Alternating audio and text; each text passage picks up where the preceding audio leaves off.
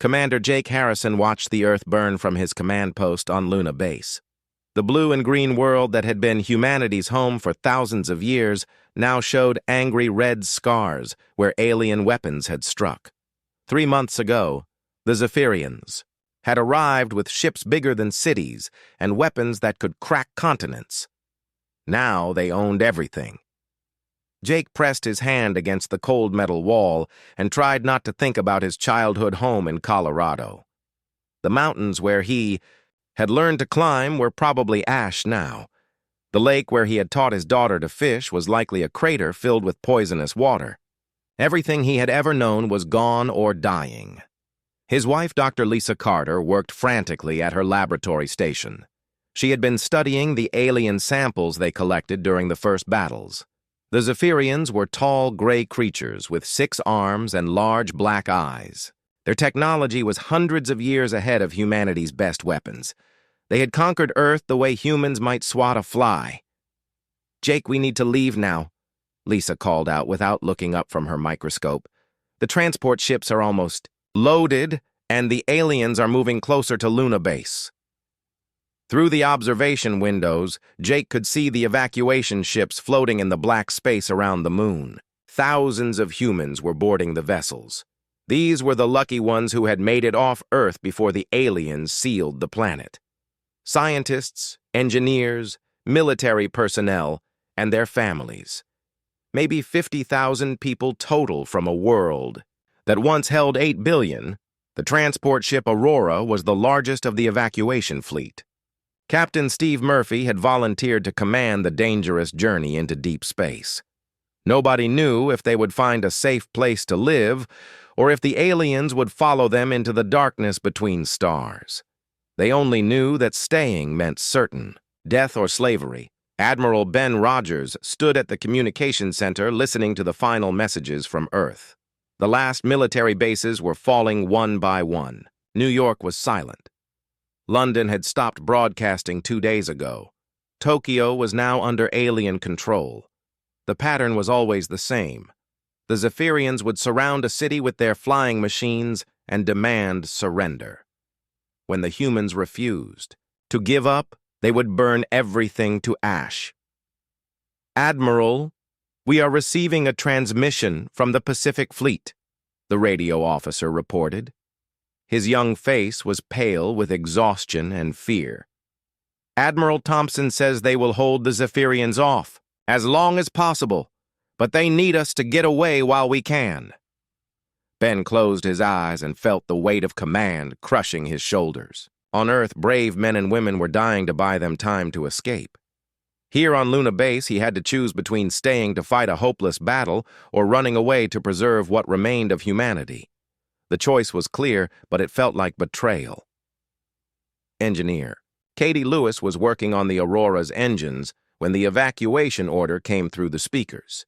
She had been modifying the faster-than-light drives to carry them farther than any human had ever traveled. The math was complex, but the principle was simple. They needed to get so far away that the Zephyrians would never find them. Katie wiped oil from her hands and looked at the engine room around her.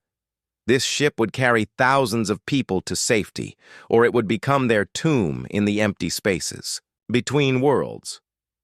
She had run every calculation 3 times. The drives would work. She was almost certain they would work. The transport ships began moving away from Luna Base in a long line. Families pressed against windows to take one last look at the Earth and Moon. Children who had never known war asked their parents why they could not go home. The adults had no good answers to give them. As the Aurora cleared Luna's gravity, Jake received the final transmission from Earth. The voice was broken and filled with static, but the message was clear. "This is Pacific Fleet Command to all human vessels. The enemy has broken through our lines. Earth has fallen. Take our people to safety. Make sure they remember us. This is Admiral Thompson signing off." The radio went silent. Jake looked at Lisa and saw tears running down her face. She had been born in San Francisco. Her parents and brother were probably dead or captured. Everyone on the evacuation ships had left someone behind. Everyone had lost everything except their lives and each other. Commander Vex Ka of the Zephyrian fleet sent his victory report to the High Council. The conquest of Earth had taken longer than expected due to human stubbornness, but the outcome was never in doubt. The surviving humans had been rounded up and put to work in the mining operations. The planet's resources would fuel the expansion of the Zephyrian Empire for generations. A few thousand humans had escaped in primitive spacecraft, but they posed no threat to the Empire. Space was vast and cold. The refugees would probably die from engine failure or starvation long before they found another world to live on. If by some miracle they survived, they would be too few and too weak to ever challenge Zephyrian power. The fruit. High Council was pleased with Vex Ka's report. Humanity had been classified as a minor species with limited potential for resistance. Like dozens of other conquered races, they would serve the Empire until their usefulness ended. Then they would be forgotten completely. The evacuation fleet jumped to faster-than-light speed and vanished into the darkness. Behind them, Earth continued to burn under alien rule, while somewhere in the depths of space, 50,000 humans carried the hope of their species toward an uncertain future. 20 years had passed since the fall of Earth, and the human colony of New Haven thrived on the distant world of Kepler 442b. The planet was larger than Earth with 2 moons and a red sun that painted the sky in shades of orange and pink. Rolling green hills covered most of the main continent, while vast oceans teemed with native fish that tasted surprisingly good when cooked over open fires. Dr. Lisa Carter walked through the research complex she had built from salvaged ship parts and locally grown timber. Her laboratory was filled with specimens from the Zephyrian samples she had preserved during the evacuation. 20 years of careful study had revealed fascinating details about alien biology. The Zephyrians had enhanced themselves with technology that merged their natural bodies with mechanical implants. Their brains contained computer chips that linked them together like a vast network of minds sharing information instantly across space. Amy Harrison practiced combat drills in the training facility her father had constructed near the colony's center. At 20 years old, she had never seen Earth, but she carried the weight of humanity's future on her shoulders. Jake had trained her from childhood in military tactics, weapons handling, and leadership skills. Amy could disassemble and rebuild any human weapon blindfolded. She could track animals through the forest without leaving footprints. Most importantly, she understood that someday humans would return to reclaim their homeworld. Captain Steve Murphy piloted his scout ship through the asteroid field at the edge of the Kepler system. His missions took him close to Zephyrian-controlled space, where he observed alien patrol patterns and gathered intelligence about their military operations. The news was always bad. The Zephyrians had expanded their empire to control over 60 star systems. Billions of humans lived as slaves on mining worlds and factory planets. Other alien species had suffered similar fates under Zephyrian conquest. Steve's latest reports described massive construction projects throughout alien space. The Zephyrians were building new warships faster than ever before. Their technology continued advancing while humanity remained hidden and outnumbered. Every year that passed made the dream of liberation seem more impossible. Engineer Katie Lewis had spent 2 decades reverse engineering, captured Zephyrian technology with mixed results. The alien computers were too advanced for human manufacturing capabilities, but she had learned to modify their weapon systems for human use. Her workshop contained dozens of prototype devices that combined human ingenuity with alien science. Plasma rifles that could punch through tank armor, shield generators that bent light around objects to make them invisible, power cells that could run for decades without replacement. Her best student, Lieutenant Dan Foster, had designed a new class of stealth ships based on Zephyrian sensor data. The vessels were small and fast, with hulls that absorbed radar waves instead of reflecting them. Dan had tested the prototypes against captured alien scanning equipment, and the results were promising. The ships could slip past Zephyrian patrols undetected as long as they maintained proper distance and speed. Dr. Alex Wright worked in the most secret facility on New Haven, developing enhanced human soldiers through genetic modification and cybernetic implants. The project was dangerous and controversial, but Alex believed it was necessary for humanity's survival. Normal humans could not match Zephyrian strength or reflexes in close combat. They needed every advantage available if they hoped to win battles against superior enemies. The first volunteers for the enhancement program included Amy Harrison and Sergeant Tony Blake. The procedures were painful and risky with no guarantee of success. Amy spent weeks in the medical facility, while alien-derived nanomachines rebuilt her muscle fibers and nervous system. When the treatment was complete, she could lift 3 times her previous weight and react to danger faster than human eyes could follow movement. Tony Blake underwent different modifications that enhanced his senses and mental processing speed. He could see heat patterns in total darkness and hear conversations from hundreds of meters away. His brain could calculate bullet trajectories and plan combat moves while fighting multiple opponents simultaneously. The enhancements came with side effects, including constant headaches and difficulty sleeping, but Tony considered the price acceptable. Admiral Ben Rogers had grown old during the years of exile, but his determination to liberate Earth never wavered. He spent his days planning the return mission while training new officers to lead the eventual invasion force. The colony's population had grown to over 70,000 people, including children who had been born on New Haven. Every person would have a role to play when the time came to strike back at the Zephyrians. Ben's strategy relied on surprise and human adaptability to overcome alien technological advantages. The Zephyrians had conquered dozens of species using the same tactics, repeatedly. Their computer-enhanced minds thought in predictable patterns that followed ancient programming. Humans fought differently, using creativity and instinct to solve problems in ways that aliens could not anticipate or counter. The resistance would begin with stealth attacks against isolated Zephyrian outposts and supply lines. Small teams of enhanced soldiers would infiltrate alien facilities and plant explosive devices or computer viruses. As confusion spread through enemy ranks, larger human forces would emerge from hiding to engage weakened targets. The campaign would build momentum until human fleets could challenge Zephyrian control directly.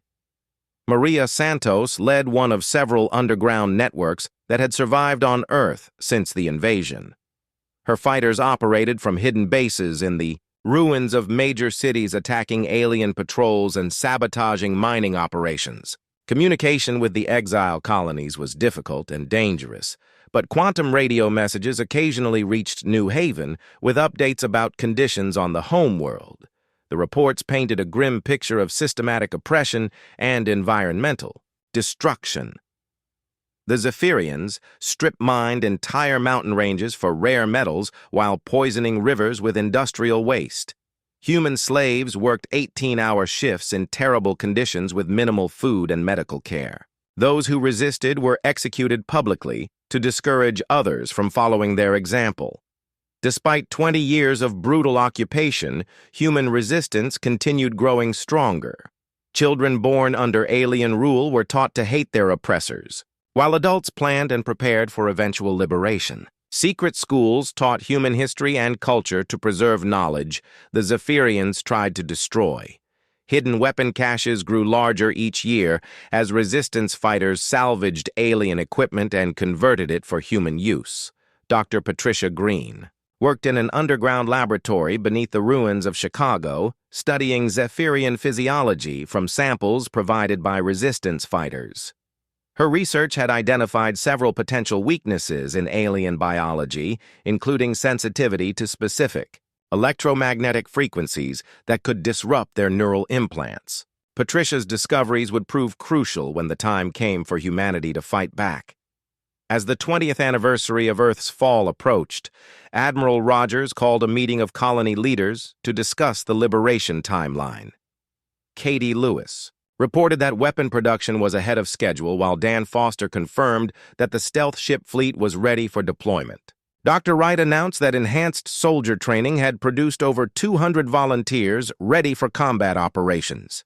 Amy Harrison stood before the assembled leaders and made a simple declaration that captured the mood of every human on New Haven. "We have spent 20 years preparing for this moment. Our people on Earth have waited long enough for freedom. It is time to go home." Maria Santos crept through the rubble-filled streets of what had once been downtown Los Angeles. 20 years of Zephyrian occupation had turned the city into a twisted landscape of collapsed buildings and alien machinery. Massive mining equipment carved deep scars into the earth, while processing plants converted raw materials into components for the growing alien fleet. The sky was always gray now from the dust and smoke of constant industrial operations. Her resistance cell operated from a hidden base built inside the ruins of an old subway tunnel. 40 fighters called the underground complex home, including her brother Carlos Santos, who commanded the most dangerous missions against Zephyrian patrol units. The aliens had learned to fear human ambush tactics, but they could not stop attacks that came from unexpected directions, using weapons and strategies their computer minds had never encountered before. Carlos led his team through the abandoned shopping mall where alien guards maintained a security checkpoint. The Zephyrians stood 3 meters tall with gray skin and 6 arms that ended in hands capable of crushing steel. Their large black eyes could see in multiple spectrums, while their enhanced brains processed information faster than any human could think. Despite these advantages, they had one crucial weakness that resistance fighters had learned to exploit. Zephyrian society was built on rigid hierarchy and computer-controlled decision-making. Every alien followed programming that had been installed in their neural implants during childhood. They could not adapt to situations that fell outside their predetermined responses. When humans attacked using tactics that violated standard military doctrine, the aliens became confused and made fatal mistakes. Ryan Davis organized work gangs in the mining complex on what had been the Colorado Plateau. The Zephyrians had enslaved thousands of humans to extract rare earth metals from deep underground shafts. The work was backbreaking and dangerous, with inadequate safety equipment and minimal food rations. Humans died every day from cave-ins, toxic gas exposure, and simple exhaustion. Ryan had been a Marine sergeant before the invasion, and he used his military training to transform desperate miners into disciplined fighters. During rest periods, he taught combat techniques and weapon handling while trusted allies smuggled alien equipment from supply depots. The slaves learned to hide their preparations behind masks of submission and despair that fooled their alien overseers. Prison guard. Nicole Weber watched the human workers with growing sympathy, despite her official position within the Zephyrian administration. She had been captured during the invasion and chosen for collaboration because of her language skills and psychological profile. The aliens believed humans could be controlled through fear and promised rewards for those who served the Empire faithfully. Nicole provided intelligence to the resistance networks while maintaining her cover as a loyal servant of the occupation force. She reported guard schedules, weapon shipments, and military movements to hidden contacts who passed information through underground communication channels. Her position gave her access to Zephyrian strategic plans that revealed the aliens' complete contempt for human intelligence and fighting capability. The Resistance had discovered that Zephyrian military tactics followed ancient patterns that had served them well during previous conquests. They surrounded enemy positions with overwhelming force and demanded surrender. When faced with resistance, they applied massive firepower until opposition ceased. The strategy worked against alien species that thought logically about survival and accepted defeat when victory became impossible. Humans fought differently, using emotion, intuition, and desperate creativity that computers could not predict or analyze. They refused to surrender even when facing certain death. They developed new tactics during battle instead of following predetermined plans. Most importantly, they treated every fight as personal rather than strategic, which drove them to achieve impossible victories through sheer determination and rage. Dr. Patricia Green worked in her secret laboratory beneath the ruins of the University of Chicago Medical Center. Her research into Zephyrian biology had progressed far beyond what the aliens believed possible for primitive human science. 20 years of careful study had revealed the fundamental structure of alien neural implants and the electromagnetic frequencies that controlled their operation. Patricia had discovered that Zephyrian consciousness existed as a hybrid combination of organic brain tissue and quantum computer processors. The implants enhanced their mental capabilities, but also created vulnerability to electromagnetic interference. Specific frequency patterns could disrupt the connection between biological and artificial components, causing temporary paralysis or permanent brain damage.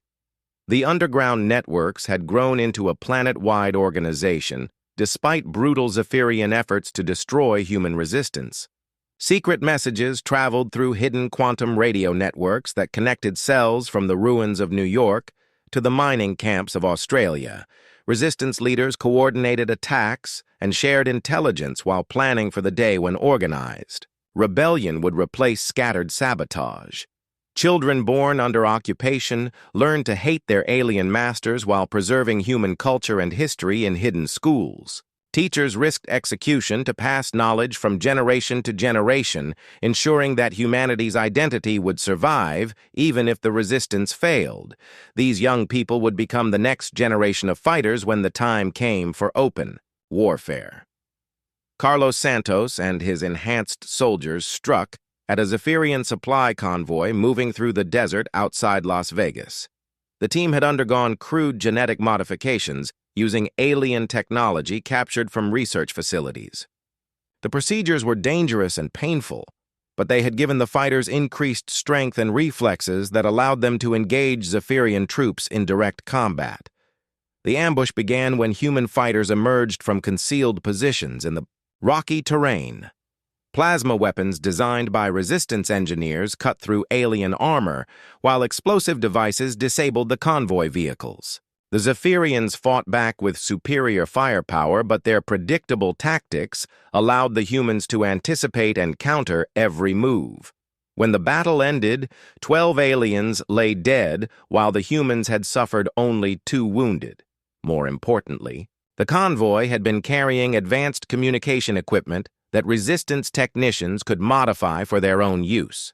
Every successful attack provided new weapons and technology that made future operations more effective. Ryan Davis prepared his miners for the largest uprising in the history of the Colorado facility. 3,000 human slaves had been organized into combat units, while hidden weapon caches provided enough firepower for a sustained battle. The plan called for simultaneous attacks against guard posts, communication centers, and the main administration building. The signal came at dawn when explosive charges destroyed the facility's power grid, plunging the complex into darkness. Human fighters emerged from hiding places throughout the mine complex, attacking confused Zephyrian guards who had never experienced coordinated resistance. The aliens' enhanced vision allowed them to see in darkness, but they could not track dozens of fast-moving human attackers who knew every tunnel and passage in the facility.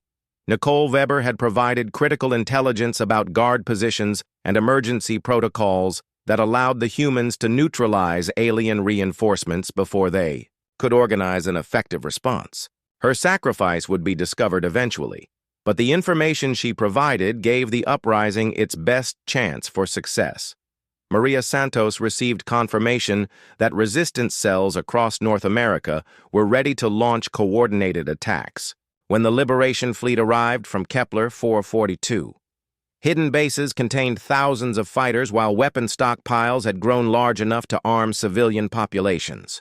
The underground networks had evolved from desperate survivors into a disciplined military organization capable of supporting major combat operations. Dr. Green completed her work on electromagnetic pulse weapons designed to exploit Zephyrian neural implant vulnerabilities.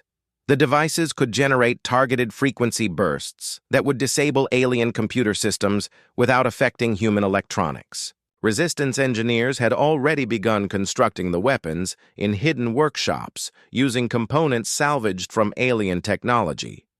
As reports of successful attacks spread through the quantum communication network, resistance leaders began coordinating their activities with greater precision and ambition. The time for hiding was ending while the era of open rebellion approached. After 20 years of brutal oppression, humanity was preparing to fight back with technology, tactics, and determination that would surprise their alien conquerors. Underground resistance had learned valuable lessons about Zephyrian strengths and weaknesses during 2 decades of guerrilla warfare. They understood that aliens could be defeated through strategies that exploited their rigid thinking patterns and overconfidence. When the Liberation Fleet returned from exile, they would find a planet ready for war and human fighters eager to reclaim their freedom. The human Liberation Fleet emerged from faster-than-light travel at the edge of the solar system after 25 years in exile. 200 ships of various sizes and configurations drifted in the darkness while their crews prepared for the most important mission in human history. Admiral Ben Rogers had died during the long journey, but his son, Colonel Matt Rogers, now commanded the force that would determine whether humanity would reclaim Earth or perish in the attempt. Admiral Katie Lewis stood on the bridge of the massive Carrier Constitution watching tactical displays that showed Zephyrian patrol patterns throughout the solar system. Her engineering expertise had transformed the exile fleet from desperate refugees into a formidable military force, equipped with weapons that combined human creativity with alien technology. The ship's hangar bays contained hundreds of stealth fighters designed to penetrate enemy defenses, while larger vessels carried the heavy weapons needed for sustained combat. Amy Harrison led the first reconnaissance mission back to Earth aboard a modified stealth ship crewed by enhanced soldiers who had trained for this moment their entire adult lives. At 25 years old, she had never seen her homeworld, but she carried detailed memories passed down from her father and the other evacuation survivors. The mission would establish contact with resistance networks and gather intelligence about current Zephyrian defensive positions. The reconnaissance team included Sergeant Tony Blake, whose enhanced senses could detect alien patrols from extreme distances, and tech specialist Danny Park, who had learned to hack Zephyrian computer systems using intuitive human thinking patterns that alien programmers had never anticipated. Danny's techniques worked because they violated logical protocols and introduced random variables that confused the rigid structure of alien artificial intelligence. As Amy's ship approached Earth orbit, she was shocked by the devastation visible from space. The blue and green world of human memory had become a brown and gray industrial wasteland where massive mining operations scarred entire continents. The atmosphere was thick with pollution, while the oceans showed disturbing color changes that indicated widespread contamination from alien industrial processes. Luna Base was now a fortified Zephyrian military installation, bristling with weapon emplacements and sensor arrays. The facility that had been humanity's last refuge during the invasion was occupied by the same aliens who had driven humans into exile. Amy felt anger building in her chest as she remembered her father's stories about the desperate evacuation and the brave people who had died buying time for others to escape. Contact with the resistance came through quantum radio frequencies that Dr. Patricia Green had developed to avoid Zephyrian monitoring systems. Maria Santos responded to the coded transmission with coordinates for a hidden meeting site in the ruins of former Washington, D.C. The message was brief, but carried enormous emotional weight for both the returning fleet and the fighters who had endured decades of brutal occupation. Amy's team landed in a concealed valley where resistance fighters had constructed an underground base from salvaged materials and alien technology. Maria Santos was now 60 years old with gray hair and scars from countless battles, but her eyes still burned with the determination that had kept human resistance alive through the darkest years of the occupation. She briefed the reconnaissance team about current conditions and the network's readiness for coordinated uprising. The intelligence reports painted a picture of systematic oppression designed to break human spirit and eliminate cultural identity. Zephyrian administrators had banned human languages, destroyed historical records, and separated families to prevent organized resistance. Despite these efforts, the underground networks had grown stronger, while secret schools preserved knowledge and trained new generations of fighters. Carlos Santos demonstrated the crude genetic enhancements that resistance fighters had developed using captured alien biotechnology. The procedures were dangerous with high failure rates, but they had created enhanced soldiers capable of matching Zephyrian physical capabilities. These modified humans served as special forces units for the most critical missions against heavily defended targets. Dr. Lisa Carter analyzed biological samples that resistance scientists had collected from Zephyrian facilities. Her research revealed that the alien enhancement process had continued evolving during the occupation period. Current Zephyrian soldiers were stronger and faster than the original invaders, but they had also become more dependent on their neural implants, which created additional vulnerabilities for human exploitation. The first major battle occurred when Captain Steve Murphy led a stealth attack against Luna Base using tactics developed during years of deep space reconnaissance missions. His squadron approached the facility from multiple directions while maintaining radio silence and using natural gravitational fields to mask their approach. The attack began with electromagnetic pulse weapons that disrupted alien communication systems and disabled automated defenses. Zephyrian defenders were confused by human tactics that seemed to lack coordination, yet achieved perfect timing through instinctive cooperation. The aliens expected enemies to follow predictable attack patterns that their computer-enhanced minds could analyze and counter. Instead, they faced opponents who made decisions based on intuition and adapted their strategies continuously during battle. Danny Park penetrated the Luna Base computer network and discovered detailed records of Zephyrian military operations throughout the solar system. The data revealed garrison strengths, supply schedules, and defensive weaknesses that would prove invaluable for planning future attacks. More importantly, the intelligence showed that alien commanders had grown complacent during 25 years of unchallenged occupation. The successful capture of Luna Base provided the Liberation Fleet with a forward operating base in Earth orbit and access to advanced alien technology that could be reverse-engineered for human use.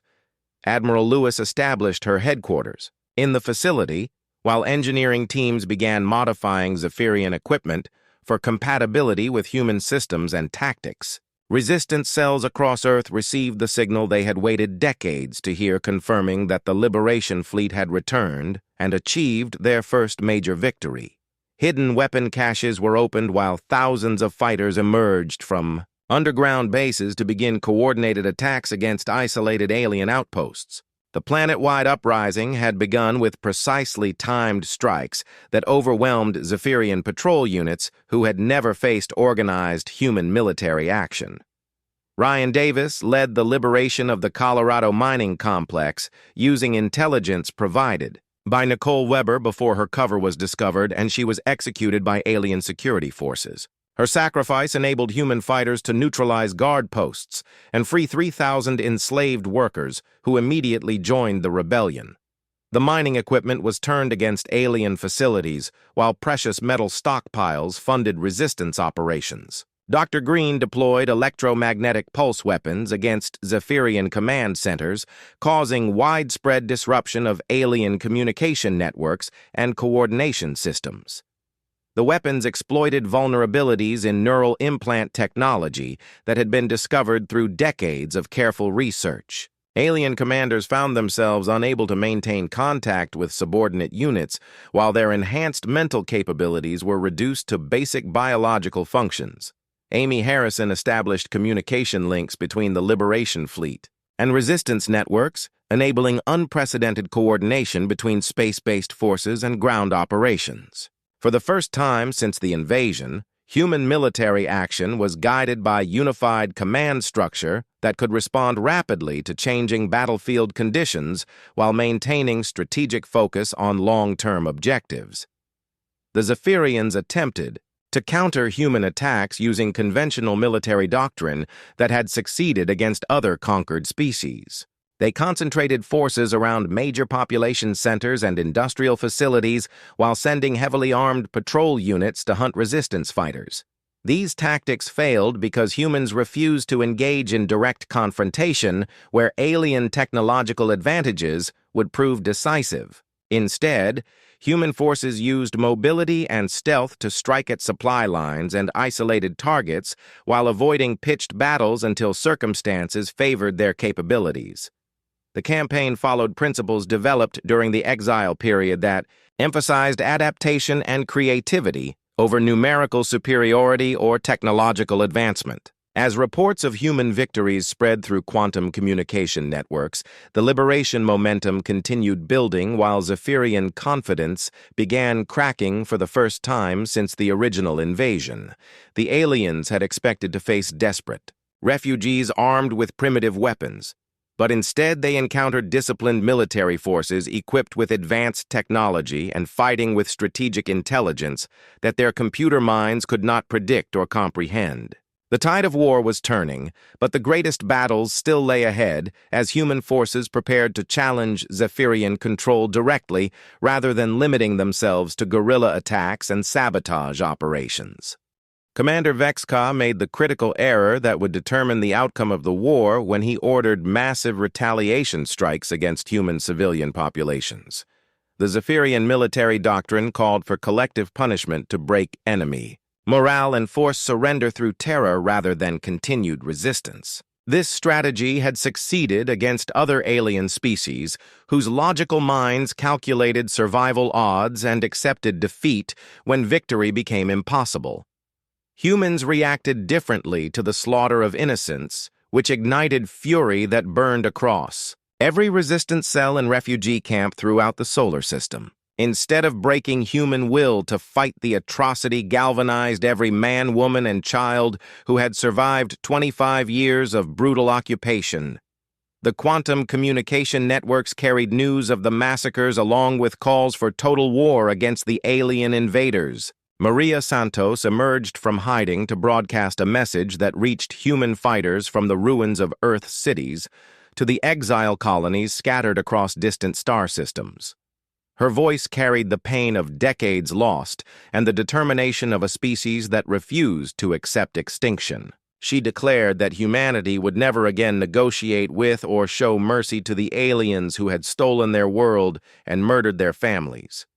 Resistance cells launched coordinated uprisings across every continent while hidden weapon stockpiles armed civilian populations who had been planning for this moment through years of secret preparation. The planet-wide rebellion was no longer limited to military targets as human fighters struck at alien facilities, administrators, and collaborators with unprecedented violence and coordination. Carlos Santos led the assault on the main Zephyrian administrative complex in the ruins of former New York City. His enhanced soldiers had received additional modifications, using technology captured from alien research facilities. The genetic improvements came with terrible costs, including shortened lifespans and constant pain, but they gave human fighters the strength and speed needed to match Zephyrian physical capabilities in close combat. The attack began with electromagnetic pulse weapons that disabled alien communication systems and security networks. Human fighters poured through breached defenses, while Zephyrian guards struggled to coordinate their response without computer assistance. The aliens had grown dependent on their neural implants and artificial intelligence systems, which became fatal weaknesses when human weapons targeted those technologies directly. Ryan Davis captured the main Zephyrian weapons depot on Titan 7 after a brutal 3-day battle that cost the lives of over 200 human fighters. The facility contained enough advanced armaments to equip thousands of resistant soldiers, while the manufacturing equipment could produce additional weapons using alien technology and human engineering innovations. The victory provided critical supplies needed to sustain the growing rebellion. Amy Harrison and her Special Forces team infiltrated the primary Zephyrian command center on Mars using stealth technology that made them invisible to alien sensors. Their enhanced capabilities allowed them to pass security checkpoints by mimicking Zephyrian biological signatures, while their modified physiology let them survive in the artificial atmosphere that aliens had created for their facilities.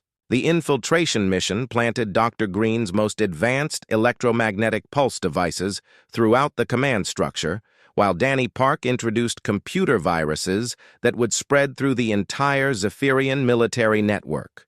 The programs used human creative thinking patterns that violated logical protocols and caused cascading system failures as alien artificial intelligence tried to process contradictory information. Admiral Katie Lewis revealed humanity's ultimate weapon when she activated the Zeus protocol, which had been under development since the Liberation Fleet's return to Earth orbit. The system consisted of hundreds of satellites positioned throughout the solar system that could generate coordinated electromagnetic pulses designed specifically to overload Zephyrian neural implants and disable their computer-enhanced mental capabilities. When the Zeus protocol activated simultaneously across 43 star systems, the results exceeded even human expectations. Every Zephyrian within the targeted areas suffered immediate neurological disruption that left them helpless and confused, while their command structure collapsed completely. Military units lost contact with headquarters, while individual soldiers found themselves unable to process tactical information or coordinate group actions. Captain Derek Sullivan commanded the assault fleet that broke through Earth's orbital defenses, while resistance fighters provided crucial intelligence and sabotage support from the ground. The combined space and ground operation overwhelmed Zephyrian forces, who could no longer maintain unified command or deploy their technological advantages effectively against human tactics they had never encountered. The battle for Earth itself became a series of coordinated strikes against key facilities, while human forces avoided direct confrontation in favor of mobility and stealth attacks. Zephyrian defenders found themselves fighting an enemy that appeared everywhere and nowhere, striking without warning and vanishing before effective retaliation could be organized. Dr. Lisa Carter deployed biological weapons that had been designed specifically for Zephyrian physiology, using 25 years of research into alien genetics and biochemistry. The targeted viruses spread rapidly through alien populations while leaving humans and Earth's native ecosystem completely unaffected. The weapons represented the ultimate fusion of human creativity and captured alien science. Zephyrian military. Commanders attempted to regain control by implementing emergency protocols that had never been tested against human opponents. Their computer-enhanced minds followed programming that assumed enemies would respond predictably to superior firepower and technological intimidation. Instead, they faced fighters who seemed to ignore conventional military logic while achieving impossible victories through determination and rage. The liberation of Earth's major population centers revealed the full extent of Zephyrian brutality during the occupation period. Millions of humans had died in work camps and industrial accidents, while entire cultures had been systematically destroyed through forced relocation and cultural suppression. The evidence of genocide strengthened human resolve while eliminating any possibility of negotiated settlement. Amy Harrison coordinated special operations throughout the inner solar system as enhanced human soldiers struck at Zephyrian leadership, targets with precision and lethality that alien bodyguards could not prevent. The assassination campaign eliminated key commanders and administrators while spreading fear through the remaining alien hierarchy who had never experienced personal vulnerability during their conquests. The Zephyrian Empire's rigid command structure became a critical weakness when human attacks severed communication links and eliminated senior officers. Lower-ranking aliens lacked the initiative and creative thinking needed to adapt their tactics to changing battlefield conditions. Without constant guidance from their superiors, they followed outdated protocols that human forces had learned to anticipate and counter. Resistance networks that had operated in secret for 25 years emerged into open warfare with weapons stockpiles and training programs that transformed desperate survivors into disciplined military units. The underground fighters brought detailed knowledge of alien facilities and defensive positions, while their experience with guerrilla tactics provided expertise that conventional military forces lacked. The psychological impact of human victory spread through quantum communication networks as news of successful attacks reached enslaved populations throughout Zephyrian-controlled space. Other conquered species began organizing their own resistance movements, while Zephyrian garrison forces found themselves facing rebellion on dozens of worlds simultaneously. Danny Park's computer viruses had infected the central Zephyrian military database, causing system-wide failures that disrupted supply lines, communication networks, and operational coordination. The programs used human logical paradoxes and creative solutions that alien artificial intelligence could not process without experiencing cascading errors that multiplied throughout their technological infrastructure. As Zephyrian defenses continued collapsing, human forces prepared for the final phase of the liberation campaign. The aliens still controlled significant military assets and industrial facilities, but their ability to coordinate large-scale operations had been permanently damaged by electromagnetic pulse attacks and computer system infiltration. Admiral Lewis received reports from scout ships throughout the solar system, confirming that Zephyrian resistance was crumbling while human forces advanced toward final victory. The war that had begun with humanity's near extinction was approaching conclusion, with the complete defeat of an empire that had considered humans too primitive to pose any real threat. The tide of battle had turned decisively in humanity's favor, but the greatest challenges lay ahead, as liberated humans faced the task of rebuilding their civilization while extending freedom to other species enslaved by Zephyrian conquest. 6 months after the liberation of Earth began, the last Zephyrian stronghold fell to human forces who had transformed from desperate refugees into the galaxy's most effective military organization. The fortress on Jupiter's moon Europa had been the aliens' final command center, but electromagnetic pulse weapons and enhanced human soldiers had overwhelmed defenses that were designed to resist conventional attacks rather than the creative chaos that characterized human warfare. Colonel Matt Rogers stood before the joint session of human governments as they planned the next phase of operations that would extend far beyond the solar system. Intelligence reports confirmed that the Zephyrian Empire controlled 63 star systems containing billions of enslaved humans and other conquered species. The Liberation Fleet would carry humanity's message to every world where sentient beings suffered under alien oppression. Amy Harrison commanded the first wave of ships that departed Earth orbit, carrying weapons technology and tactical expertise to resistance movements throughout Zephyrian-controlled space. Her enhanced soldiers would train local fighters, while human engineers provided electromagnetic pulse devices designed to exploit neural implant vulnerabilities that existed in every Zephyrian military unit, regardless of their location or assignment. The Liberation Campaign followed principles developed during the exile period that emphasized adaptation, creativity, and refusal to accept defeat under any circumstances. Human forces would avoid direct confrontation where possible, while targeting alien command structures, communication networks, and supply lines. Each victory would provide resources and intelligence needed for the next phase of operations. Dr. Lisa Carter led diplomatic missions to alien species that had been enslaved by Zephyrian conquest, but had never experienced human methods of warfare or liberation. Her approach offered alliance and mutual support rather than domination or exploitation. Many species joined the growing Human Liberation Front after witnessing humanity's commitment to freedom for all sentient beings, regardless of their origin or capabilities. The Altarians were tall, blue-skinned humanoids whose homeworld had been conquered 15 years before Earth's invasion. Their resistance movement had been limited to scattered sabotage until human advisors arrived with electromagnetic pulse weapons and training in guerrilla tactics. Within 3 months, the combined Liberation Force had driven Zephyrian garrison troops off Altair Prime and restored planetary independence. Captain Steve Murphy established training centers on liberated worlds where humans taught other species the unconventional warfare methods that had proven so effective against Zephyrian military doctrine. The key lesson was that computer-enhanced enemies could be defeated by opponents who refused to follow logical combat patterns and instead relied on intuition, creativity, and emotional determination.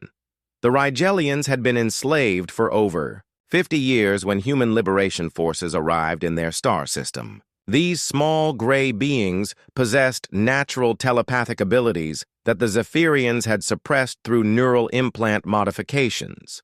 Dr. Carter developed procedures to remove the alien technology safely while restoring the Rigelians' mental capabilities that made them powerful allies in the fight against Imperial oppression. Danny Park coordinated cyber warfare operations that spread human-designed computer viruses throughout the remaining Zephyrian command networks. His programs used paradoxical logic and creative solutions that caused alien artificial intelligence systems to experience recursive errors and complete system failures. Each successful attack weakened Imperial coordination while providing access to classified military information. Admiral Katie Lewis supervised the construction of new ship classes designed specifically for extended campaigns throughout alien-controlled territory. The vessels combined human engineering with captured Zephyrian technology to create hybrid systems that exceeded the capabilities of either species' original designs. Production facilities on Earth and the liberated worlds manufactured the ships using resources volunteered by grateful populations. The liberation of Proxima Centauri revealed the full scope of Zephyrian industrial operations that had converted entire star systems into manufacturing centers for Imperial expansion. Massive automated factories produced weapons, ships, and neural implants using slave labor from dozens of conquered species. Human forces captured these facilities and redirected their output toward liberation equipment and humanitarian supplies. Ryan Davis established refugee processing centers where former slaves received medical treatment, psychological counseling, and training for whatever roles they chose in the post-liberation galaxy. Many species had lost their cultural identities during decades of imperial oppression, but human advisors helped them recover traditional languages, customs, and social structures that the Zephyrians had tried to destroy. Dr. Patricia Green continued, developing electromagnetic pulse weapons with increased range and effectiveness against upgraded Zephyrian neural implants. Her research had revealed that the aliens were attempting to modify their enhancement technology to resist human attacks. But each defensive improvement created new vulnerabilities that could be exploited through creative human engineering solutions. The Zephyrian High Council met in emergency session on their homeworld as reports arrived describing the collapse of Imperial military forces throughout the galaxy. Human liberation campaigns had succeeded on 47 worlds, while resistance movements inspired by human tactics were active on dozens of additional systems. The empire that had dominated this region of space for over 2 centuries was crumbling rapidly. Emperor Zeth Prime issued orders for a final counterattack that would concentrate all remaining Zephyrian forces against Earth and eliminate humanity before their rebellion could spread further. The decision reflected alien inability to understand human nature, or the determination that drove their species to continue fighting, regardless of odds or consequences. Amy Harrison received intelligence about the planned Zephyrian assault and prepared Earth's defenses for the largest space battle in human history. The Liberation Fleet had grown to over 800 ships, while planetary defense systems included thousands of electromagnetic pulse satellites and ground-based weapon installations. Enhanced human soldiers would defend every major city, while resistance networks prepared for guerrilla warfare if the aliens achieved successful landings.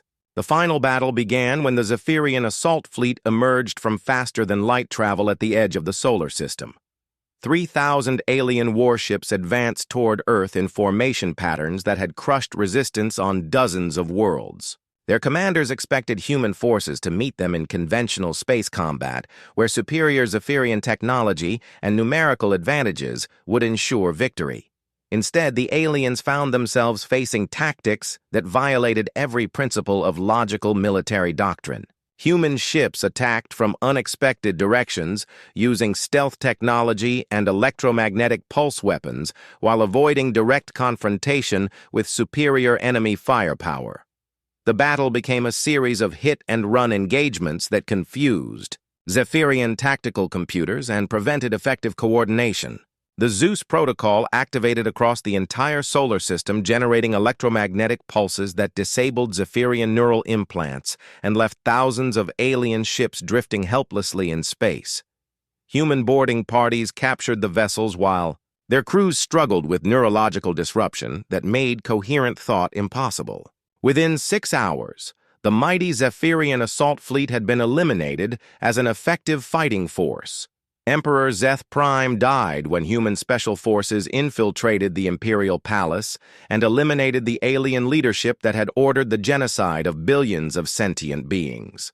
The assassination was carried out by enhanced soldiers whose genetic modifications allowed them to survive in the artificial atmosphere, while their combat training enabled them to defeat the Emperor's bodyguards in close-quarters battle. Colonel Matt Rogers announced the end of the Zephyrian Empire during a broadcast transmitted throughout liberated space. Human forces controlled the former imperial capital while liberation fleets continued freeing enslaved populations on the remaining occupied worlds. The galaxy was entering a new era where freedom and cooperation would replace domination and exploitation. The memorial to fallen heroes was constructed in the center of rebuilt New York City, carrying names of everyone who had died fighting for human liberation. The inscription read simply, "They thought they won. They were wrong. We came back. We always come back." Children played in the plaza around the monument, while human ships patrolled the borders of free space, ready to defend liberty wherever it was threatened. Amy Harrison established the Galactic Defense Force as a permanent military organization, dedicated to protecting freedom for all sentient species. Humans would serve as the backbone of this force, but every liberated world would contribute personnel and resources to maintain the peace that had been purchased with so much sacrifice and determination. Dr. Lisa Carter opened diplomatic relations with alien species that had never been conquered by the Zephyrians but had lived in fear of imperial expansion.